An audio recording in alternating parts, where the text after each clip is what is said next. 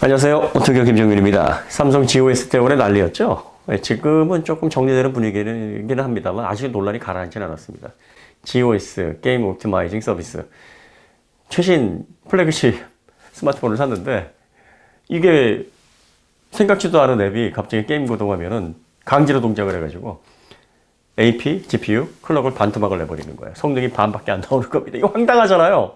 마치 자동차 300마력짜리를 샀는데 뭐 특정 운행 구간에서 갑자기 150마력 출력이 확 제한이 돼버린 겁니다. 그래서 왜 300마력 안 나와요? 그랬더니 300마력 내려면 인제나 저기 영암이나 저 포천 가서 서킷에서 달리시고요. 일반 도로에서 150마력밖에 아니 왜? 안전하시라고요. 안전이 최고잖아요. 그럼 왜 300마력이라고 하셨습니까? 아니 엔진은 300마력이 맞는데요. 저희가 그냥 소프트웨어로 제한을 그렇게 한 겁니다. 이런 거예요, GOS가. 그러니까 이제 소비자들이 야 이게 말이 돼? 이거 어떻게 풀어? 그러면 아 이거 못 풀어요. 저희가 이거 안 풀어줄 겁니다. 안전상 못 풀어요. 이렇게 얘기를 하는 거예요. 그러니까 황당하잖아요. 그래서 난리가 났죠. 그러니까 삼성이 뭐 자기들이 생각하기에도 이건 진짜 말이 안 되는 건데 왜 그거를 말이 된다고 생각했는지는 모르겠어요. 근데 결국은 이제 죄송합니다. 저희가 잘못 생각했습니다. 그래서 마이오 소프트웨어를 했어요. 그래서 풀 수 있도록 했어요. 아예 그거를 다 빼서 삭제를 한 게 아니라 쓰지 않으실 분들은 이걸 비활성화 시키십시오라고 했는데 이것도 최신 폰인 S22만 그렇게 해놓고 그 이전에 폰들은 이게 갤럭시 노트 7서부터 적용이 됐던 어플이고요. 그때 당시에는 이게 비활성화도 할 수 있었고 선택을 할 수도 있었는데 점점 이제 선택을 못하게 강제로 동작하게 하다가 안드로이드 12 버전서부터는 아예 비활성화 자체를 못하게 만들어버렸어요. 그전에는 별도의 앱을 통해서 우회를 해가지고 강제로 설정을 해제할 수도 있었는데 그것까지 다 막아버렸던 거죠. 그러니까 이제 2016년도에 이걸 최초로 발견하신 분이 그분이 이제 GOS 열사라고 불리시는 분인데 야 이거 문제다.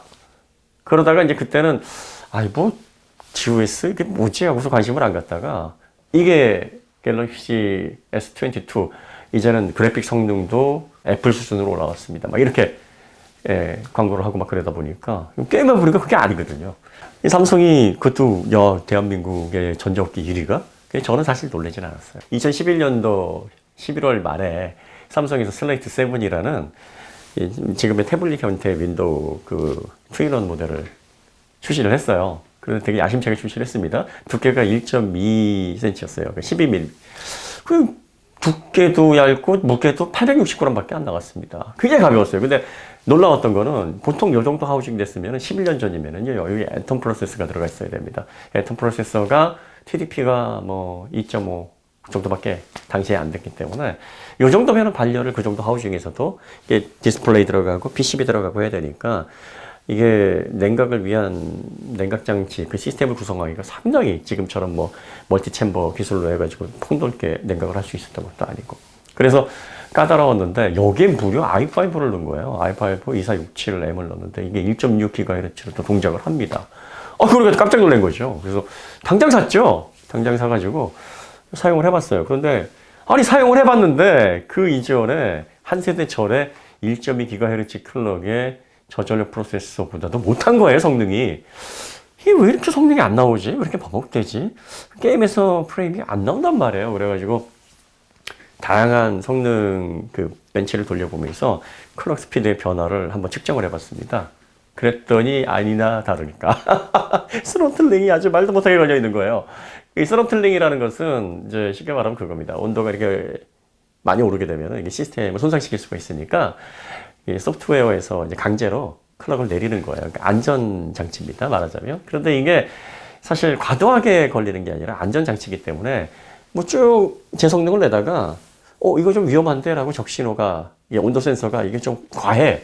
그러면 클럭을 좀 내려야 될 것 같아. 그래서 그 클럭을 잠시 내리게 되면은 또 온도가 내려가니까 그렇게 해서 좀 반복적으로 올렸다 내렸다가 하는 일시적으로 개입해야 되는 기능이거든요. 그런데 특정 제조사에서 막 스로틀링 과도하게 걸어놨다 이거는 딱 이유가 하나입니다. 발열 시스템에 그다지 공을 들이거나 뭐 돈 들이거나 애쓰지 않았다는 거예요. 그냥 쉬운 길을 선택해서 야 그냥 클럭 제한 스로틀링으로 해놓으면 되잖아. 그러면 사람들이 쾌적하고 온도 잘 제어하는 것처럼 보일 텐데 뭐 이거 누가 알겠어. 사람들이 이거 가져다가 뭐 전문적인 작업 하겠어?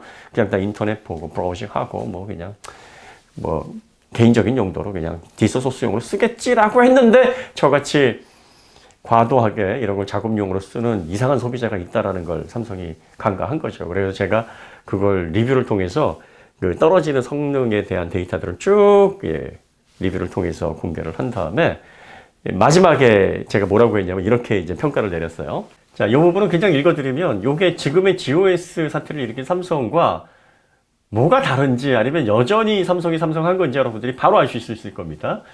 리뷰 샘플의 경우 실내에서 사용할 경우 제품을 구동시킨 후 초기 10분 이내를 제외하고 대부분의 작업에서 프로세서의 원클럭을 낼 수 없는 상황이 연속되었습니다. 특히 3D 게임 실행과 같은 고성능을 필요로 하는 작업에서는 클럭이 800MHz 이상 오지 않는 현상이 지속됩니다. 물론 프로세서 클럭이 전혀 올라가지 않는 것은 아닙니다. 프로세서 모니터링을 해보면 800MHz로 클럭이 계속 유지되다가 간헐적으로 1.2GHz, 1.6GHz, 1.7GHz 등으로 오르기도 하지만 순간적으로 상승할 뿐 이내 800MHz 정도의 수준으로 떨어져 이 상태를 유지합니다. 즉 프로세서 온도가 일정 부분 상승하면 클럭이 자동으로 다운되기 때문에 실내에서 평균 이상의 CPU 퍼포먼스를 필요로 하는 작업을 30분 이상 사용할 경우 원래 프로세서가 갖고 있는 성능의 절반 정도밖에 사용하지 못하는 상황이 발생한다는 점은 슬레이트 7의 구조적 단점에 해당됩니다. 온도 상승에 따라 CPU 클럭이 자동으로 제한, 스로틀링이 되기 때문에 시스템 구동 후 초기에는 원래 프로세서가 갖고 있는 성능에 근접한 퍼포먼스를 내지만 얼마 지나지 않아 클럭이 하락하기 시작하여 20-30분 정도가 지나는 시점부터는 프로세서 그래픽 코어 성능이 절반 정도 수준으로 떨어집니다. 이 절반 정도로 떨어져서 안 올라요. 그러니까 20분에서 30분 정도만 지나면 아예 그냥 성능이 반토막이 되는 겁니다.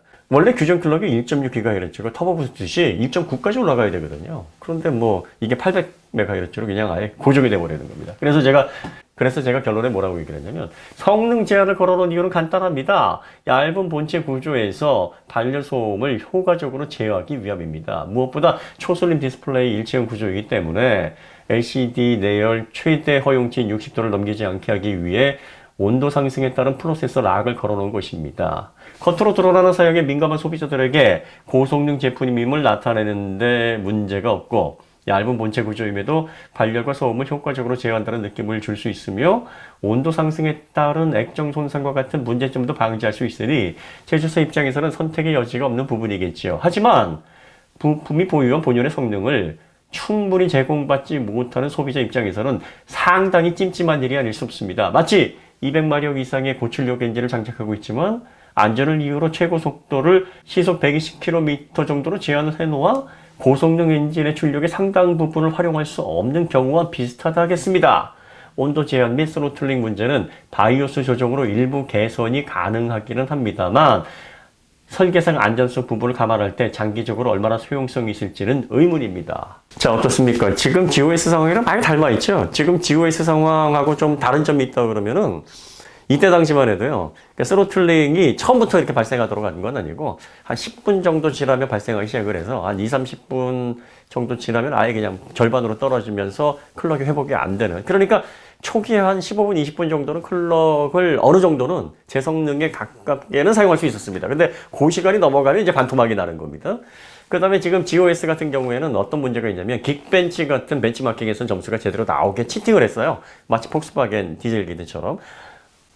배기가스 테스트할 때는 이거 회전수가 배기가스 그거랑 똑같네? 여기에서는 작동하게 해주자. 뭐 이런 식으로 해서 이때는 GOS가 개입을 안 합니다. 교묘하게 하는 거죠. 근데 당시에는 벤치마킹에서 이렇게 테스트를 할 사람이 많다고 생각을 못 한 거예요. 저 같은 사람이 있을 거라고 예상을 못 했던 거죠. 그래서 그때는 벤치마킹에서는 제 성능이 나올 수 있도록 스로틀링 풀어놓는 이런 것까지 신경을 못 썼습니다. 이런 점이 좀 차이가 있습니다. 그래서 요게 기사가 나갔어요. 그리고 나서 난리가 났죠.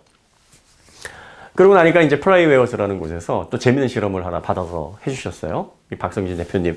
이제 어떤 실험을 해주셨냐면은 그 액화질소로 냉각을 해야지만 그걸로 이렇게 온도를 식혀줘야지만 제 클럭이 나오는걸? 그래가지고 이제 난리가 난 거예요. 이게 뭐냐. 네, 근데 바로 이제 삼성에서 업데이트를 했습니다. 바이오스를 통해서 이야기 스로틀링 조정을 하겠습니다. 그래가지고 업데이트를 했는데 그래서 저희가 또 바이오스 업테를 한 다음에 어떻게 변했는가를 또 한번 테스트를 쫙 했어요. 그 결과가 이렇게 나왔습니다. 그런데 별로 효용성이 없었어요. 10에서 15% 정도 성능 향상이 됐고, 뭐 스로틀링 부분에서 이렇게 위로 클럭을 올리는 부분들이 이렇게 빈번하게 좀 변화가 있긴 했었습니다만, 전체 성능이 800MHz 정도에서 이제 900MHz, 1GHz 그 사이에서 왔다 갔다 하는 정도로 한 10에서 15% 정도 성능이 올라가는 정도에서 그쳤기 때문에 큰 효용성이 없었죠. 그래서 제가 바이오스 업데이트를 한 다음에 또 이제 이렇게 결론을 내렸습니다. 새로운 바이오스 업데이트 이후 각 부분에서 약간의 성능 향상폭을 보여주긴 했지만 여전히 원래 프로세서가 갖고 있는 성능에는 크게 못 미치는 결과를 보이며, 이는 대부분의 일반 슬림 경량형 노트북 PC에서 발견되는 스로틀링 현상과는 전혀 다른 양상에 해당합니다. 그래서 결론은 뭐다?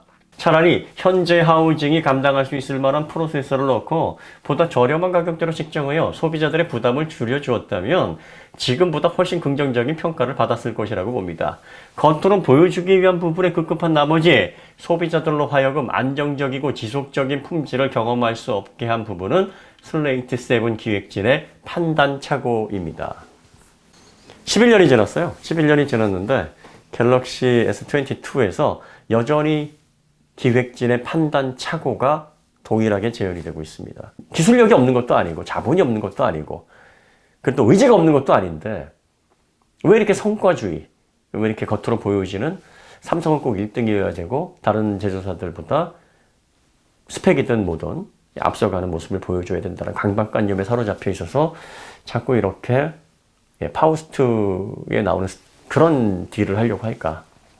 이거 결국에는 문제가 되고 수면 위에 드러나게 되면은 결국 자기를 향해서 쏘는 화살일 텐데, 뭐 이런 염려를 좀 했었습니다. 그래서 삼성 관련해서 제가 리뷰를 하면서 조금 이렇게 약간 시니컬하게 제가 리뷰를 했던 것도 바로 이러한 생각에서 좀 기인했던 심리 상태가 반영이 되지 않았을까 싶은데, 어쨌든 이 GOS 이 사태가 다시는 반복되지 않았으면 좋겠습니다. 소비자들이 이제는 다 알아요.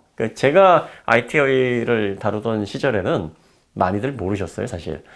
그리고 마니아층이 이렇게 많지도 않았고요. 그리고 또 디지털 제품들을 이렇게 떡떡 뭐 새로운 제품이 나올 때마다 구입해서 또 분해해보고 하나서부터 열까지 뜯어보고 이런 소비자들이 그렇게 많지는 않았습니다. 그렇기 때문에 이런 문제들이 수면에 더 이렇게 빠르게 올라와가지고 공개되지 않을 수 있는 가능성이 좀 높았고, 그 다음에 당시만 해도 이렇게 소셜 네트워크 활동이 아주 활발하진 않았어요. 지금은 그렇지 않습니다. 지금은 뭐 유튜브 플랫폼만 해도 얼마나 이런 것들 생기면 서로 앞다퉈가지고 야 이거 문제다 하고서 서로 공개를 하고 또 이런 부분에 대해서 이슈화 시키는데, 없어서 완달입니다, 이런 소재가. 그런데도 불구하고 이런 외중타기 모험을 더 이상 하시면 안 돼요. 그리고 이제는 하드웨어로 누가 봐도 와 세계 인류의 제품이구나라고 인정받을 만한 그런 완성도를 입히셔야 됩니다. 자꾸 뭐 스로틀링이나 GOS 같은 소프트웨어로 발열이 잘 제어되는 것처럼 이렇게 보이는 그런 치팅을 하시는 거는 그런 시대가 아니에요. 지금 그게 통하는 시대가 아닙니다. 슬레이트 PC도 제가 스로틀링을 문제로 느꼈던 게 발열이 생각보다 좋은 거예요. 그래서 이게 이럴 리가 없는데, 이게 i5 당시에 그 저전력 TDP 15W라고 하지만 당시 인텔 프로세서 발열이 상당했거든요. 그래서 얘가 내는 발열 양이 있는데 이 두께 이걸 잡았다고? 아니 디스플레이 빼고, 디스플레이도 지금처럼 그게 하우징이 얇지도 않았거든요. 근데 이거 빼면은 아니 몇 밀리 안 되는데 이걸 잡힌다고? 이게 말이 되나?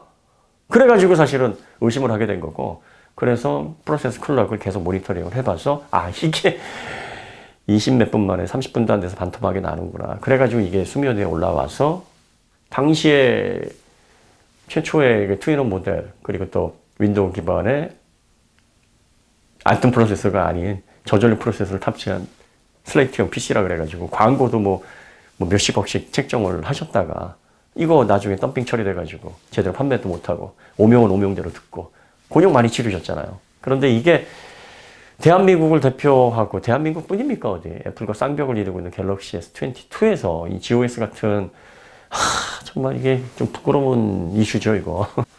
임직원들한테 사과를 하셨다 그러더라고요, 기사에 보니까. 왜 그러냐면은 삼성에서 이런 이슈가 오래전부터 있었어요. 그래서 내부적으로 엔지니어들이 지적을 안 했을 리가 없습니다.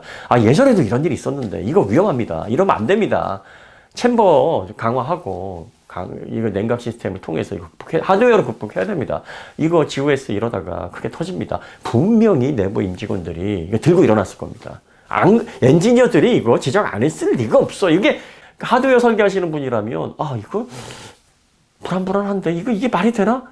이럴 만한 사안이거든요. 근데 아마 경영진이 아마 결정하시는 분이 밀고 나가셨을 수 있어요. 사과를 하셨다 보니까 묵살을 하셨지 않아. 그러니까 이건 무슨 예측입니다. 그래서 다른 게 아니라 그런 상황이 연출됐었을지도 모르겠어요. 그래서 아마 내가 판단 착오를 한 것 같습니다. 이거 뭐 정말 죄송합니다. 뭐 이런 식의 사고가 있었는지는 모르겠습니다.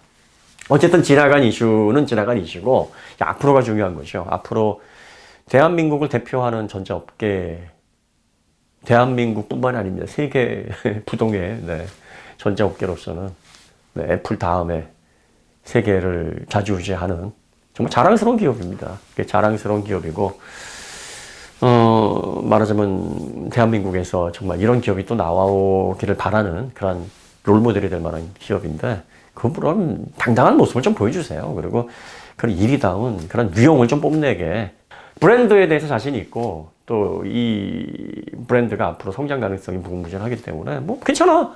뭐 이렇게 좋아한다고 한들 뭐 난 부끄럽지 않아. 이렇게 스스로 팬이라는 것을 자처하시는 분들이 계시거든요. 삼성도 그렇게 팬층을 견고하게 형성하려면 일단 제품에 있어서는 흠잡을 데가 없어야 됩니다. 이런 이슈 더 이상 안 만드시리라 생각됩니다. 어쨌든 GOS 관련해가지고 뭐 좀 다뤄달라시는 분들이 계셨는데 좀 제가 옛날 생각도 좀 많이 나고 앞으로 또 이런 일들이 11년 전의 일이 또 11년 후에 또 10년 후에 다시는 생기지 않겠죠? 그런 바람이 좀 있습니다. 오늘 이야기는 여기서 마치도록 하고요. 다음에 더 좋은 콘텐츠로 찾아뵙도록 하겠습니다. 감사합니다.